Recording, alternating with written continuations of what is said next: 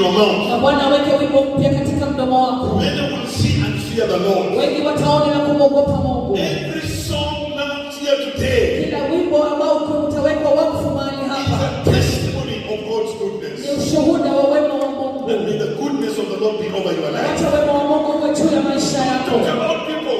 Usiangalie kuhusu watu. Talk about what God has done in your Wewe life. nenda kuhusu kile ambacho Bwana ametenda katika maisha yako. Why God gives us song number 1? Kwa nini Bwana anatupa wimbo ya kwanza? Songs are weapons of warfare.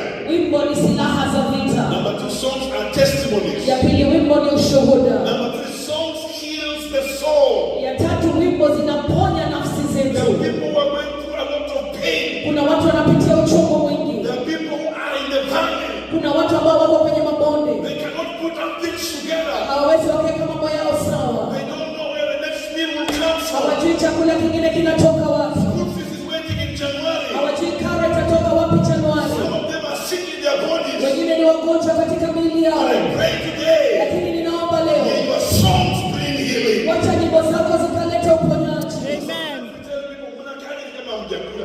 Kwani ni kwamba ndani ya hiyo kanisa kuna mtu hajakula. Mnakaa kama ulipigwa. Kuna mama alipigwa na mzee jana usiku. Na unakuja kumsomea, amepigwa, unakuja kumsomea kanisani. That is not what we do on the altar. Sisi ndio baba tunafanya katika madhabahu. On the altar,